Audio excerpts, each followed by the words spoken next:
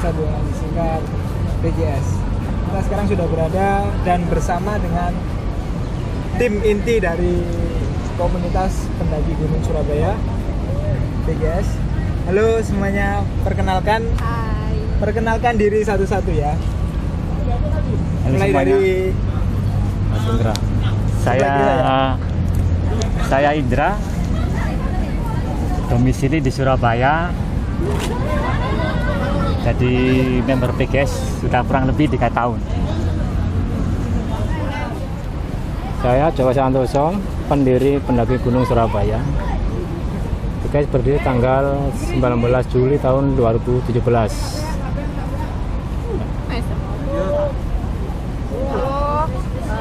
saya Wijen, nama akrabnya dipanggil Wijen. Member PGS sudah 3 tahun sejak berdirinya PGS. Oke, kali ini saya akan memberikan pertanyaan untuk Pak Joko selaku pendiri komunitas PGS sendiri. Ini anniversary yang keberapa? Ini anniversary yang ketiga. Anniversary yang ketiga. Lalu kenapa saat berdirinya komunitas ini dinamakan pendaki Gunung Surabaya? Kalau nama pendaki Gunung Surabaya kan jelas, orang nggak mungkin tanya, Mas kamu dari mana gitu. Kalau berperang kan namanya namanya kan bukan nama kota. Jadi kalau di gunung, Mas ini dari komunitas mana? Kalau PGS mereka nggak mungkin nanya dari komunitas, dari asal mana itu nggak mungkin dia tanya. Paling pertanyaannya Surabaya Mas. Nah, Oh, berarti untuk membernya sendiri, member dari komunitas PGS ini keseluruhan dari Surabaya atau ada yang keluar kebanyakan dari Surabaya, dari luar kota juga boleh gabung. Bahkan dari luar Jatim juga ada. Berarti sebenarnya bebas ya untuk siapa Bebas, saja yang mau benar. gabung. Nah. Lalu untuk umur juga, usia yang mau gabung ke komunitas PGS ini ditentukan mulai umur berapa atau ada kriteria Nggak tersendiri? ada bebas, ada batasan umur. Bebas. Semuanya boleh gabung. Untuk yang masih di bawah umur, ketika mungkin saja PGS mengadakan pendakian bersama. Persyaratannya apa? Mungkin atau izin orang tua atau Mungkin apa? Mas Indra bisa menjelaskan. Mungkin ya Mas Indra bisa menjelaskan. Mungkin. Silakan. Biasanya kalau di bawah umur itu kan masih sekolah biasanya member kita itu yang di bawah umur biasanya masih sekolah. Kalau untuk pendakian ya kita bilang ke member itu untuk minta izin ke orang tuanya dulu. Kalau sekiranya mengizinkan ya nggak apa-apa, kalau nggak mengizinkan ya nggak usah dipaksakan gitu. Berarti harus atas izin, tetap izin orang tua ya? Ya kalau yang di bawah umur. Oh, yang di bawah umur harus tetap izin. Terus untuk izinnya itu izin tertulis atau bagaimana? Untuk buktinya, saya sudah izin Mas, diizinkan juga itu buktinya. Biasanya kita kalau pendakian bersama resmi itu kita share pamflet, jadi itu admin PGS itu sepenuhnya bertanggung jawab. Jadi, semisal ada apa-apa ya adminnya ini yang bertanggung jawab gitu. Kalau nggak ada pamfletnya nggak resmi ya kita angkat tangan gitu. Kalau semisal ada komplain dari orang tua atau ya PGS. mengatasnamakan komunitas itu kita angkat tangan, soalnya kita nggak mau bikin pendakian bersama. Untuk PGS sendiri, ini terserah nih, siapa yang menjawab ini terserah. Setiap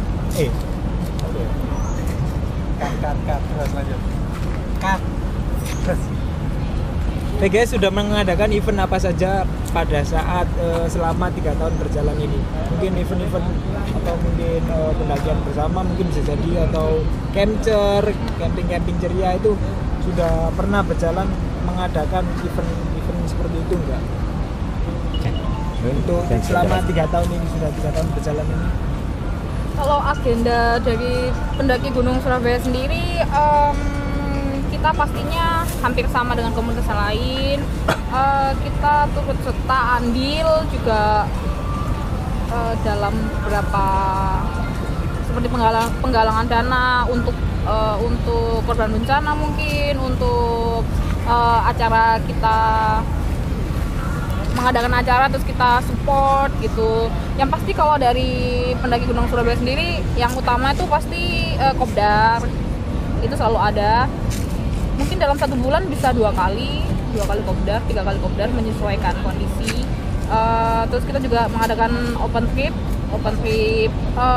nggak selalu tentang gunung, kita juga share tentang pernah kita mengadakan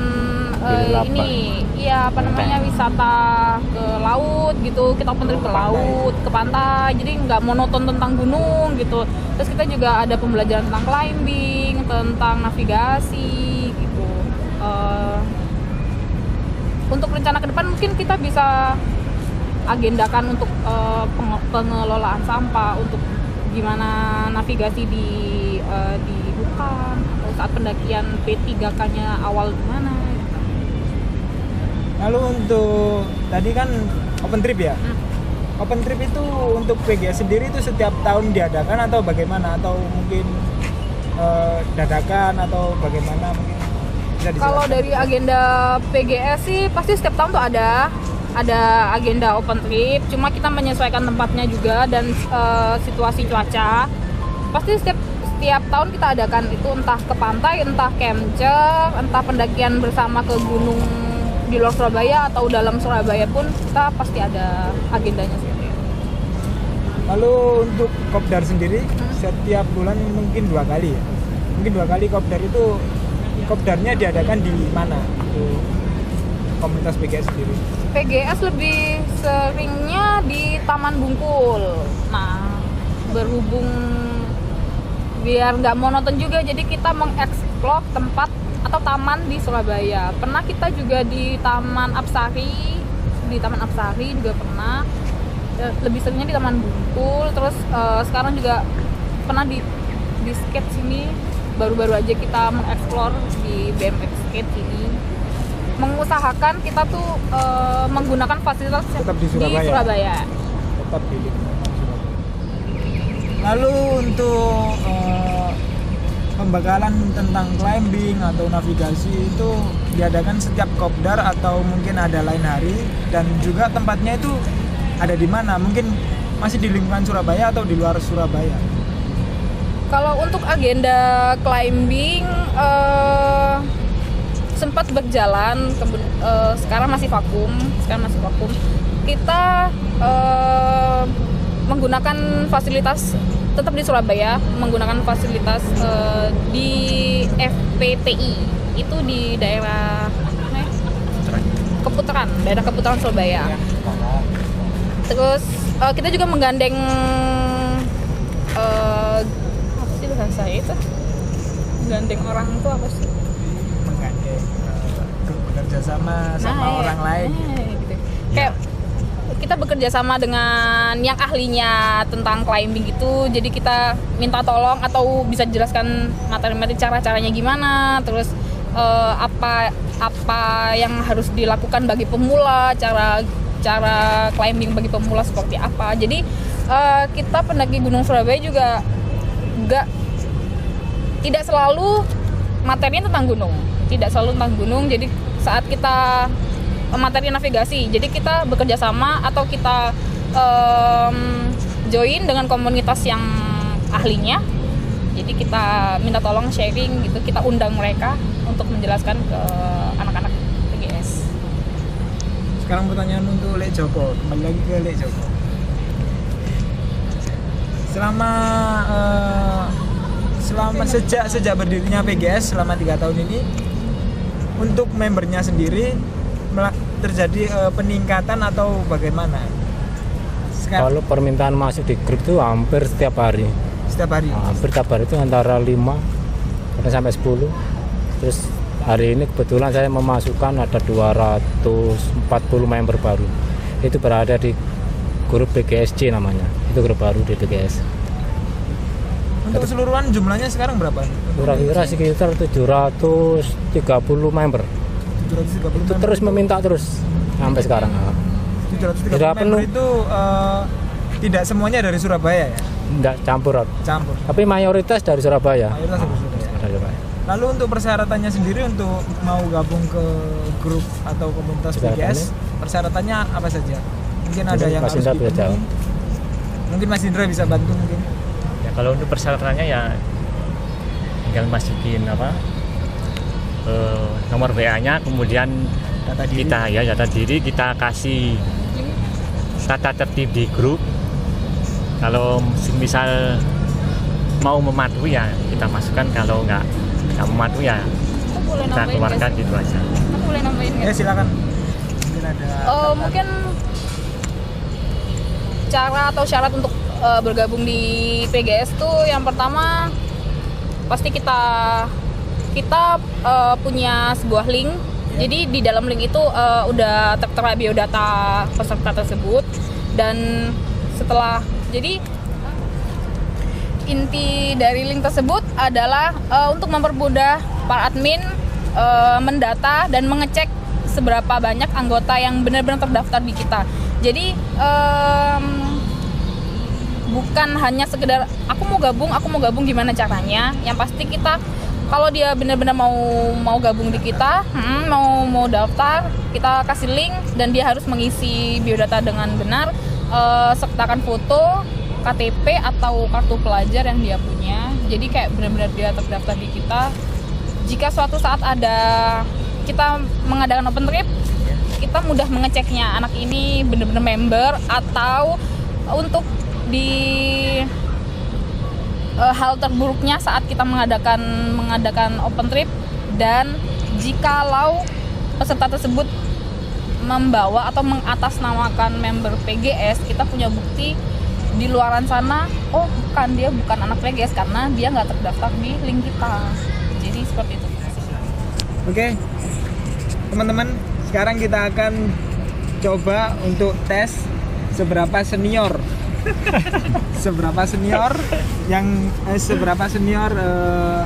tim inti dari komunitas PGS ini, termasuk orang lama juga kan, seberapa senior mereka mendaki gunung, dan pengalamannya tentang di gunung itu bagaimana saja kita akan tanyakan sekarang. Untuk Mas Indra, mendaki gunung sudah berapa kali kira-kira saja? Mungkin 10 kali ke atas atau kurang dari 20 mungkin? Mungkin kurang dari 10 mungkin. Oh, bojo. Iya guys. Dia merendah untuk meroket guys. Kurang dari 10. Oke, kita lanjut lagi untuk Mas Indra ya. Pengalaman Anda selama mendaki gunung pasti kan pernah melalui trek yang sangat menurut versi Anda sendiri sangat kejam, sangat sadis, sangat berat. Menurut pengalaman Anda di gunung mana itu? Kalau trek yang paling sadis sementara ini itu di tanjakan Penyesalan di Gunung Rinjani sama di Gunung Kerinci yang dari shelter 2 ke shelter 3 itu. Itu beratnya itu yang menurut Anda itu treknya berat, treknya sadis itu menurut Anda maksudnya medannya seperti apa, atau berupa akar atau bagaimana mungkin? Kalau yang di Rinjani itu tanjakan Penyesalan itu treknya hampir 90 derajat gitu. Kalau yang di Kerinci treknya itu banyak lubang, banyak akar-akar pohon yang bermunculan dan banyak pohon yang tumbang di situ. Jadi kesulitannya ya di situ. Oke, untuk pertanyaan selanjutnya nih, selama mendaki gunung pernah mendapatkan cerita mistis nggak? Pernah mendapatkan cerita horor nggak selama mendaki gunung? Pengalaman Anda sendiri? Selama ini belum pernah ya. Ya jangan sampai lah. Belum pernah ya, jangan sampai. Tapi menurut Anda gunung itu serem nggak sih? Ya kalau malam serem, kalau siang gini ya enggak gitu. Oke, pertanyaan selanjutnya untuk Lek Joko. Pertanyaan yang sama saya kasih untuk Lek Joko. Berapa banyak yang gunung-gunung yang sudah didaki sama Lek Joko sendiri? Kalau dihitung berapa gunung ya? Lupa ya. Lebih dari 20 atau Dari Jabar, Jateng, Jatim, nyebrang ke luar pulau. hampir lengkap. Banyak ya, banyak sekali. Nggak banyak sih. pokoknya lebih dari 10. Mungkin lebih dari 10, bisa 50 atau 60-an ini. Oke. Pengalaman Dek Joko ini, trek terberat yang pernah dilalui di gunung mana? Sama seperti Maracindra di Kerinci sama bukan di Rinjani, di Rinjani. tanjakan penyesalan itu namanya. Itu tanjaknya wis minta ampun, jos tanjakannya. Sampai turun ke danau Sekarana, kita mau pulang itu sebenarnya nggak nurun, naik dulu sekitar 3 jam masalahnya. Naik 3 jam baru nurun. Nah, itu lagi. seperti nanjak seperti di bebatuan. Itu tanjakan. Pernah nggak waktu di gunung, waktu mungkin waktu perjalanan merasakan, aduh, lapus sih, terus tak mulai aja, males aku. Kadang-kadang berpikir gitu. Kita di sini ngapain ya? Padahal kita nggak punya dulur tuh, nggak punya siapa-siapa. Rumah kita juga jauh di sini. Ngapain? Tujuannya ya mencari keindahan alam. Yang Tapi tetap juga menjaga kelestarian alam juga. itu pasti ya. Itu pasti. Untuk itu sendiri pengalaman horor? Kalau horor pernah 2 kali di Rinjani, di turun waktu di hutan Senaru. Di Senaru bisa dibuktikan sendiri. Kalau mau pulang dari Danau Sekarana sekitar siang, di situ pasti kemalaman, hancur situ pasti menggoda kita. Itu hampir 90% rata-rata orang diganggu. Oh, berarti untuk notisnya kalau melalui trek Hanya di tersebut itu di jangan hutan sampai- Senaru namanya. Oh, kalau melewati hutan Senaru nggak boleh ketemu malam gitu. Nggak boleh. Nggak boleh Memang malam. dilarang di situ. Dilarang ketemu malam. Nah, Berarti harus siang. harus siang. Memang kebetulan waktu itu pulangnya kemalaman. Jadi belum hampir maghrib itu sudah ganggu. Sudah diganggu. Seperti sosok apa ya? Genderuwo atau apa itu. Itu memang benar-benar ada. Berarti gunung itu memang serem ya sebenarnya. Kalau serem sih tergantung orangnya. Kalau orangnya takut ya serem, kalau orangnya berani ya serem itu enggak ada serem, biasa aja.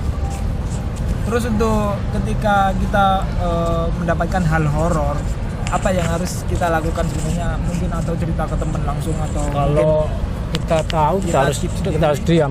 Takutnya teman kita malah ketakutan. oh berarti untuk tips ketika Tipsnya nomor 1 itu harus berani dari diri kita sendiri. Jangan berani darah mulut, saya berani tapi dalam hati takut, itu tidak boleh. kita harus berani. Itu Kita harus berarti kalau kalau manusia ketika- diciptakan Allah itu paling sempurna. Kita tidak boleh takut dengan makhluk seperti itu. Kalau kita berani, hantu itu takut dengan kita. berarti kita harus tetap Maksudnya jaga sopan berani. santun juga kan. Sopan santun pasti. Sopan santun terus Adab di tempat-tempat yang belum kita jamah itu memang ada. harus ada. Oh. Tetap jaga. Oke, selanjutnya untuk Kak siapa? Wijen. Kak Wijen. Namanya Kak Wijen. Kak Wijen, Yap. pengalaman yang pernah dilalui sebelumnya pernah mendaki gunung sebanyak apa? Senior banget. Enggak juga sih, mungkin kalau aku nggak banyak mendaki juga karena beberapa aktivitas yang harus dilakukan. Jadi kayak mendaki gunung hanya sebuah hobi dan bisa dikatakan pelarian ketika kita suntuk kerja dan mungkin sekolah atau kuliah gitu. Jadi kalau untuk saya pribadi belum terlalu banyak gunung yang didaki. Mungkin kurang dari 10. Kurang dari 10 kalau untuk saya. Untuk pengalaman trek terberat yang pernah dilalui? Sejauh ini masih di Gunung Arjuno. Gunung Via- Arjuno, ya Triates. Ya Triates. Ya, Triates. Karena di situ mungkin dari saya juga kurang pemanasan, kurang waktunya juga kurang, jadi kayak mengejar waktu gitu. Jadi bisa naik ya bisa turun. Oh, pengalaman yang pernah didapat di Gunung Arjuna itu kenapa waktu itu? Dari maksudnya keterbatasan waktu juga, terus waktu kurang pemanasan, pengalaman apa yang didapat? Jadi karena kurang pemanasan atau mungkin juga bisa salah kostum, salah sepatu. bisa juga mempengaruhi fisik ya. Meskipun dia nggak hujan, jadi kan ngefek ke badan gitu. Jadi kayak kaki tuh udah nggak bisa digerakin, kayak udah lemes banget, mau berdiri aja udah nggak bisa. Ya makanya aku bilang bisa naik nggak bisa turun. Karena udah dari diri juga kayak maksain gitu sebenarnya. Kan Maksain dia nggak untuk boleh. naik atau Iya, untuk naik dengan medan yang seperti itu, dengan waktu yang cepet. Dari diri juga maksa, kayak badannya udah dia nggak mampu, jadi akhirnya tetap dipaksa. iya betul, dan itu nggak boleh ya guys, Oke. nggak boleh maksain kondisi badan kita. Tetap harus jaga kesehatan ya. Selama di gunung tetap harus jaga kesehatan. Nomor satu. Safety juga untuk keselamatan dan kepentingan sendiri, maksudnya kenyamanan sendiri dan orang lain juga, rombongan kita juga tetap harus safety. Lalu untuk pengalaman horor, Kalau horor sih kebetulan ini ya, bukan anak indigo, cuma pastilah beberapa kali sempat melihat seperti itu, dan itu menurut saya hal yang biasa. Betul kata Bapak Joko, intinya itu harus berani, harus percaya gitu, dan yang pasti kayak harus permisi dulu gitu, niatnya kita kan untuk main, bertamu gitu kan. Kalau untuk hal mistis sih pasti bukan pasti ya, beberapa kali melihat seperti itu, udah melihat banyak sekali. Kalau untuk dijailin atau dibuntutin itu sih belum pernah. pernah beberapa kali, tapi untungnya dia nggak ikut sampai rumah, nggak ikut sampai aku pulang gitu. Pasti ada gitu, dan untungnya nggak jahil sampai kerasukan atau ganggu nggak. Kalau aku pribadi cuma bisa lihat-lihat aja gitu, dan kayak punggung merasa berat kayak diikutin aja gitu sih, tapi nggak jahil yang banget. Oke. Jadi kesimpulannya untuk pertanyaan yang barusan saya sampaikan, memang gunung itu tempatnya makhluk-makhluk, mungkin makhluk astral, bisa dibilang makhluk astral ya, mungkin beda alam dengan kita, dan kita sebenarnya itu ke gunung itu sebagai tamu di sana. Jadi kita tetap harus menjaga kesopanan, terus menjaga tingkah laku juga, terus kita harus tetap menjaga kelestariannya. Oke, untuk pertanyaan selanjutnya saya akan menanyakan tentang gunung yang cocok untuk pemula menurut versi komunitas PGS. Terserah siapa yang mau jawab. Mungkin yang tracknya lebih mudah dilalui. Kalau untuk pemula, kalau menurut saya sih tidak ada gunung yang cocok untuk pemula ya. Yang benar itu siapa rekan yang cocok buat pendaki pemula untuk mendampingi mendaki gunung tersebut. Meskipun itu pemula, kalau rekan atau temannya bisa mendampingi, bisa mengimbangi, insya Allah bisa sampai puncak dan bisa turun lagi dengan selamat. Berarti salah pertanyaannya. Jadi gunung itu tidak ada untuk pemula, tapi siapa yang harus mendampingi pemula tersebut untuk mendaki gunung? Begitu. Kalau menurut saya gitu. Lalu persiapan apa saja yang harus disiapkan untuk pribadi sang pemula tersebut untuk sebelum mendaki gunung? Nah, yang terutama ya persiapan fisik dulu gitu ya. Kalau sekiranya gak enak badan atau gimana gitu, atau posisi drop, ya mending ditunda dulu sampai posisi kondisinya itu fit, baru gitu kita bisa mengajak dia untuk mendaki gunung. Aku mau nambahin nggak? Silakan Kak Wijen kalau mau nambahin. Mungkin persiapan yang untuk pemula, untuk safety dirinya sendiri tuh yang pasti pertama fisiknya dia, karena dia sendiri yang tahu. Terus yang kedua adalah kenyamanan pakaian. Nggak boleh jeans, dia harus celana yang longgar gitu. Nggak boleh yang terlalu ketat mungkin ya. Iya, nggak boleh yang terlalu ketat. Terus sepatu gunung atau sandal gunung. Jadi bukan sepatu kets, sepatu sneakers gitu.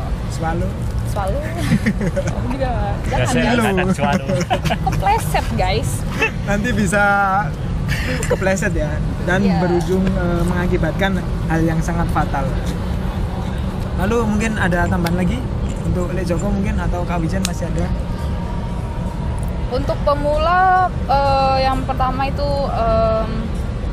kondisi badannya dia, terus kostum, terus perlengkapan pribadinya dia, seperti sleeping bag itu bagi pemula juga harus punya.